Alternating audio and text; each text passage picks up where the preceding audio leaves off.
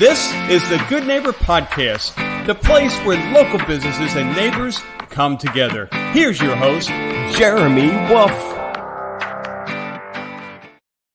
Hello, everyone, and welcome back to the Good Neighbor Podcast. I'm your host, Jeremy Wolf, and our guest today is Jarrett Osborn. Jarrett comes to us from Osborn Financial Group. Jarrett, thanks for joining us today. Thanks for having me, Jeremy. Appreciate it. No, the pleasure is all ours, and thanks to our listeners for tuning in. So, Jarrett, let's start off with some basics here. Tell everybody a little bit about what you guys do at Osborn Financial Group. Great. So we are a full-service financial and insurance service company. So what does that mean? We have two divisions. We have the wealth management financial planning division, and we have an insurance agency department. So there's a lot of synergy between the two. The financial planning, wealth management is, manage money, retirement plans, annuities, the whole gamut. The insurance side of it, we don't do the property and casualty stuff. We do more of the life, the health, disability, long-term care, Medicare supplements, and we do that on a group and individual basis. And we deal with pretty much every single major company out there. So we wear many hats, but there's a lot of synergy between the two. So it's a nice marriage. So do you find that you're dealing with clients primarily down here in South Florida, the entirety of the state of Florida, nationally? Where do you typically draw clients from, and who do you typically work with? So I would say 60 to 75% of our business is Florida based, but my roots are in New York. So I do have a lot of clients in the Northeast. We do have, Texas, we kept California. We are national. But I would say, 60 to 75% of it is down here. I'm licensed in 15 to 20 states, just because, been around a long time, people move. We are national, but I would say, most of the business is Florida based. So roots in New York. What part of New York do you hail from? Manhattan, worked on Wall Street for, started my career. We'll get into that, I'm sure. But we won't hold that against you, Jerry. Big Yankee fan and New York fan, but my family, my parents are from New York, so my roots are there. Came down here I grew up down here and worked on Wall Street for about 12, 13 years, and then came back down here about 20 years ago. So I've been back down for a while. You came around full circle, huh? Most people start in New York and end up down in Florida. They don't start in Florida, go to New York. And I went to UMass Amherst for college, and it was just wanted to get into finance and had some contacts on Wall Street, and started working there in 1994. So been around a while. Nice. I'm actually from I grew up up until 15 years old. I was in Rockland County. I don't know if you're familiar with Rockland, across from Westchester. So most of the New York is gone from my blood at this point. New York's not what it used to be, but that's we're happy down here in sunny South Florida. So let's go back. You mentioned Wall Street. Let's talk a little bit about your journey, right? How did you start off in Wall Street, and how did that evolve into you ultimately having an Osborn Financial Group down here in South Florida? Yeah. So I had a very close family cousin that was, pretty high up at Lehman Brothers before, it became what we know it is now as a defunct company. But prior to it, going in the financial crisis, it was, a very well-known, well-respected firm. He was there on the retail side. I kind of, he got me in there, started working there, and learned the business, let's just say. Learned a lot of good, and I learned a lot of bad, but learned what to do and what not to do. It kind of molded me into my business today. I started in 1994. Everybody kind of left Lehman Brothers, the group I was with, and we then went to Prudential Securities, which is Prudential Financial now, and then eventually came back down here and started working for Raymond James. And then I with the firm I am now, Cetera Advisor Networks. So I think everybody has, what's the word I'm looking for? If everybody hears Wall Street nowadays, I think the industry, it's been so demonized, right? By everybody hears Wall Street, they think Wolf of Wall Street, and they immediately go to that whole space. What are some common myths or misconceptions that you might be able to clear up for people out there that have that knee-jerk reaction when they hear, well, it's just like I did. Like, we won't hold it against you, right? Because that's a small percentage of any industry is going to have 100%. And so that is a big, financial advisor, they're only, they don't work in your best interest, or insurance agents, they're just there to, sell you. And there are, unfortunately, a good amount of those out there. The industry has definitely changed, especially the financial service industry. Now, I am a fiduciary. I have to work in the best interest, and I always have. But there's a lot of rules and regulations now. We have to work in the best interest of our clients. I would hope everybody would do that, but not everybody does. So the typical misconceptions of an insurance agent, they're just there to sell you something. The one thing about Osborn Financial Group is, one, we've been in business for over 20 years. Most of our business and growth is organic. So we work pretty much off referrals. We don't do a ton of market. We do some like this, obviously. And, but I wouldn't be in business, and have, where I am today if it wasn't for the fact that, we're very service oriented. We do it in the best interest of our clients. And that's another reason why, and especially on the insurance side, we're an agency. So we work with all the carriers. So we're able to not just offer, one or two carriers. We're able to show, our clients, full gamut of products. Pricing's not always, the main goal, but, it's a big part of it, so we try to offer the best product at the best price, and very service oriented. When you call us, that's another, big problem, or not even a misconception. It is a problem, is, you call somebody and they don't call you back. I have two assistants. If you can't get in touch with me, within 24 hours at least, we'll call you back. The typical misconceptions of the financial and insurance industry, a lot of dishonesty, Wolf of Wall Street, you talk about, Bernie Madoff, you heard all these things. You can look at my background. I've been doing this for, I said, over 20 years. I don't have any, complaints or anything like that. So, service, trustworthiness, honesty, that's our goals here at Osborn Financial Group. So. Right on. Yeah. And I think you get extra flack being in an industry where you're dealing with something so personal to people, right? With money, there's an extra bright spotlight shined on the negativity that is associated with that. Whereas there is negative things in all different industries, but I think even more so, or it's highlighted in your specific industry. So 20 years ago, roughly, you started Osborn Financial Group. Mm-hmm. Where are you guys based out of? Obviously South Florida, but where's your offices located? So we're located in Hollywood, on Sheridan Street. We're in the Bank of America building on the corner of 46 and Sheridan.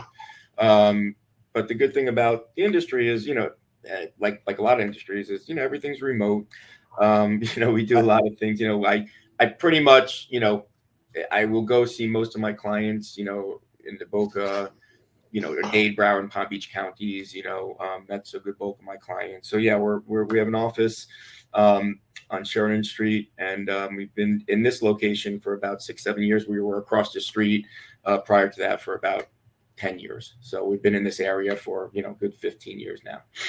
Yeah, that's what I was going to ask, was if a lot, because I think specifically in financial advising industry specifically, I know for me, I like to have a very strong relationship with somebody I'm going to be working with in that regard. So it's important for me to meet them personally if possible. Yeah. Do you find that you're meeting a lot of your clients in person, or do you do a lot of Zoom calls, or a little bit of both? A little bit of both. I think COVID, now I'm starting to go, out again, but, over the past year or year and a half, but COVID really, changed that a lot, because you had to do a lot of things via Zoom.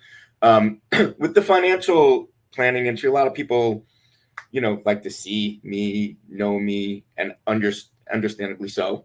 Some people, they move out of Florida, we've had a relationship for, 10, 15 years, and they, trust me and know me. So the going to see them is not as well. We do Zooms, we do calls, email. It just depends on the client. But I would say it just depends on the insurance side of it.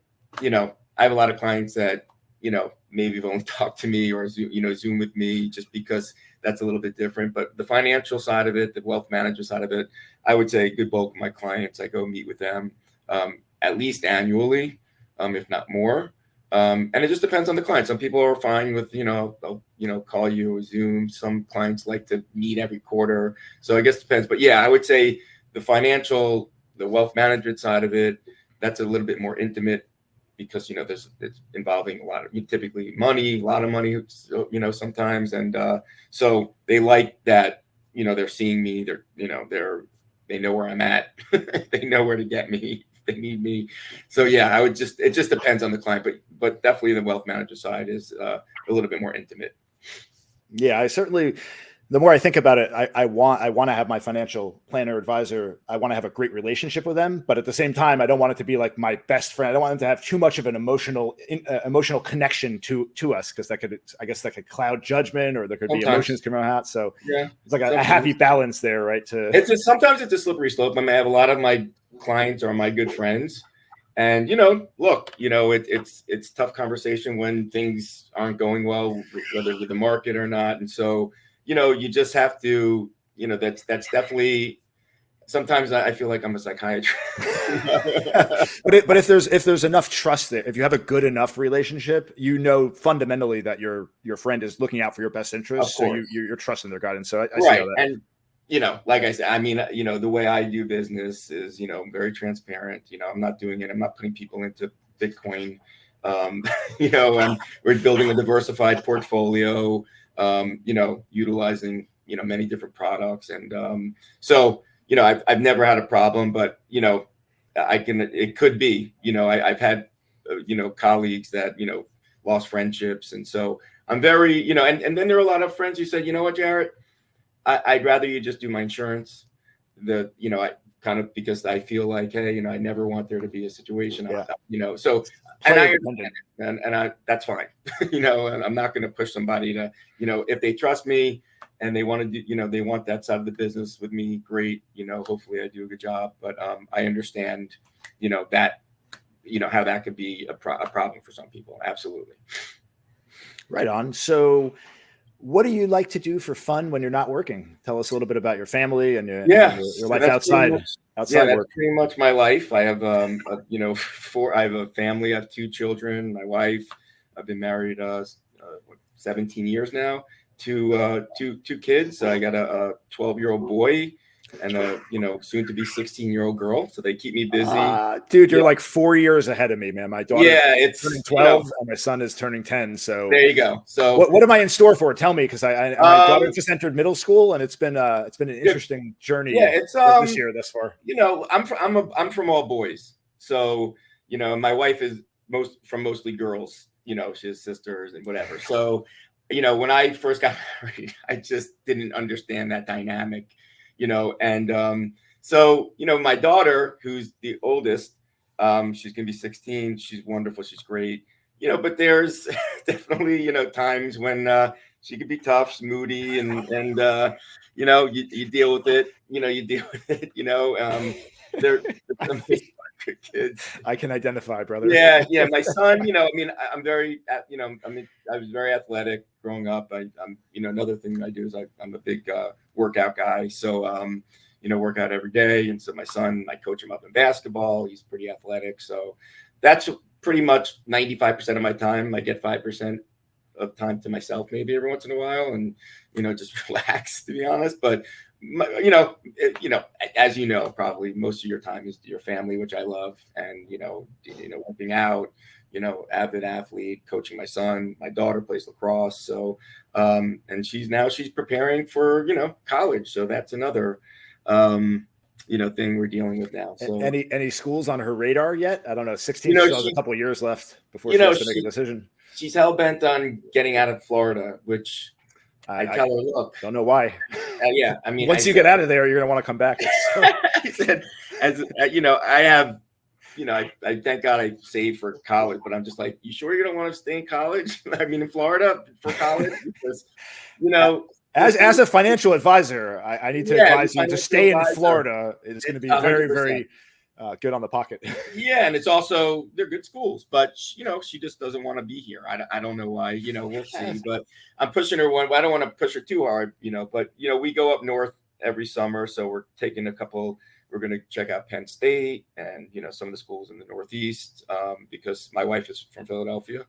So, we go to Jersey Shore every summer, and so we'll be not too far from Penn State. So she's going to start the process of looking at schools, and she's a good student, but, these days, who knows, it doesn't matter. Sometimes you can be a great student and not get in some of these schools. So we're going through that process, but good luck with your kids. There's I love it, but definitely keeps me busy. Yeah, for sure. No, they say it's such a cliche, right? Time flies, and it's a blink of the eye. And when the kids are young, it doesn't feel that way, especially when you have kids when you're a little younger. But now on the north side of 40, I'm 44 now, and the kids are starting to get older. And I'm speaking to folks like you that have kids just 4 years ahead of mine that are and I had a guest on the show earlier this morning, a realtor. 2 of her kids are already out of the state. One is in college now. You start to question, like, wait a minute, I don't have a lot. We don't have a lot of time left on this planet. We got to make the most of every day and make sure that we're making an impact and doing good things here. 100%. And that's if they want to, hang out with me, and now my son was like my little sidekick. Now he's like, yeah, I'm off, Dad. I'm going to, play basketball. I'm like, well, what about me? What do I have? That's, and my daughter is just like, she has her moments. She wants to hang out with me sometimes. And then, sometimes she just doesn't want to talk to me, sometimes. So well, I think that's just part of it. And I think parents, one of the things I realized recently, I think parents hold on too tightly to the kids and there's a certain age period with most kids, they are going to detach from parents because it's a natural process. They need to find their own way. My hope is to plant the seeds and deal with that in such a way so that when they do get older and they are in their 20s and 30s, we have a really powerful relationship and they come back full circle and we can speak daily and really be big factors in each other's lives. And I think a lot of parents push their kids away when they're going through that process and they're alienating them. So when they get older, they don't have a great relationship with them. 100%. And it's interesting you said, because, I was just reading, I forget who it was, maybe Jordan Peterson or somebody. And he said something to the effect that, success is not always about money and, and all that stuff. It's if your children want to hang out with you when you're 30 or 40 or 50 years I just got the warm and fuzzies, man. Yeah, no, it's true. And I was at my dad's 80th birthday and I said something to the effect during his speech. And because I'm very close with my family, and so is my wife. She's close with her family. So, it's very important, but there is a fine line between, I want to give my kids a lot of independence, so they see what the world's really like, because it's not easy. At the same time, I want to let them know that I'm there for them always. And, they can always lean on me and I'm supportive. And so, finding that, like you said, middle ground is challenging. You want to hold on to them, but at the same time, you want to give them independence. So yeah. Yeah, absolutely, man. So, and yeah, you're right. It's not all about money. There are more important things. But that being said, money is very important. So for anybody out there that's listening, that is looking for a good financial advisor or an insurance agent for that matter, Jarrett, let us know how we can reach you. Maybe share your website, your contact information. I know you already mentioned that your offices are in Hollywood, but let us know how we can reach out and learn more. Yep. So, I have a website, Osborn, OSBORN financial.com or Osborn, OSBORN financial group.com. I have 2 websites because one is geared more towards the wealth management financial side of it, and one's more towards the insurance side of it. Our address, 4601 Sheridan Street, Suite 410, Hollywood, Florida. Our phone number, 800, if you want to, toll free, 866-963-3300 or 954-963-3300. And lastly, my email address is Jarrett, my first name, JARRETT, at Osborn, OSBORN, financialgroup.com. You can call us, you can email us, text us. We have a cell phone, 917-640-8447. We're here, pretty much 9 to 5, but I pretty much return emails, throughout the day and evening sometimes. So, that's how you can reach us. And, anybody who, whether it's, we don't necessarily, need you to be investing hundreds of thousands of dollars. We take, smaller clients as well, which is another misconception that, you have to have hundreds of thousands of dollars to start investing. It's not true. Especially if you're young, starting a family, setting a 529 plan, setting up, retirement plan or life insurance, if you're newly married or things of that nature, estate planning issues. And we work in conjunction with accountants and estate planners and lawyers. So, like I said, if you need us, email us, call us, and we'll get back to you very promptly. Yeah, I think that's important. What you just said, it's never too early to start forming the habits of investing and getting everything right. So yeah, but most people out there, like you said, they think they need a lot of money to start working with a financial planner. Just having a conversation with, even if they don't end up working with you, just speaking to you so you could offer some advice to somebody who's just starting off, so that when they start working, they understand that maybe you're not making a lot of money right now, but just putting a little bit away over time, that's going to lead to a lot more saved than no, and it's true. I mean, dollar cost averaging, most people, who have money, not all, but a lot of people with money started off with a little bit, built it up, we're patient. And that's the whole thing, with especially the youth today, it's instant gratification. That's not investing. Okay. It's a long-term process, and it takes time and patience. And so, that's something that we stress here, that it's, little by little, you can start with a lot of money and that's great. Maybe you inherited money or you just did, sold a business or something. But, when you're young, especially, you don't necessarily have the means. And that's why, put money in your 401k if you work for something. You're putting in little money, little increments at a time. You believe it or not, you do it for 10, 15, 20 years. You have hundreds of thousands of dollars in there. You turn around, you're like, wow, so yes, Jeremy, that's absolutely true. You don't have to start off with a lot of money necessarily. Instant gratification investing is investing in crypto. And the other side of that coin is it's also instant nervous breakdown, because it's like a yo-yo. Yeah. And that's true. And it's true. And, that's a problem, that we have today, is that, like, I get calls like, I want to buy Bitcoin. You barely can pay your bills. Man. What are you doing? I want to hit it big. That's not what you should be doing, Yeah. And so it's, but they see it online, everybody's making millions, and, you only see the great online. You don't see that they lost it all, when the market got killed. That's the problem with, the internet. I won't get into my own personal crypto woes right now. We'll save that story for another day. But I've been we all have our stories. The blender. That's all right, brother. That's a good learning. All right, man. Well, hey, Jarrett, it was a pleasure having you on the show. I appreciate learning a little bit about what you do in and around our great community. So truly, thanks for joining us. I appreciate it, Jeremy. Thanks for having me. And like I said, anybody needs to reach me, let me know. I'm around. All right. Sounds good, brother. Have a wonderful weekend. To everybody out there, take care, and we will catch you all next time. Yep. Happy holidays, everybody. All right. Bye. Thanks for listening to the Good Neighbor Podcast, Cooper City. To nominate your favorite local business to be featured on the show, go to gnpcoopercity.com. That's gnpcoopercity.com, or call 954-231-3170.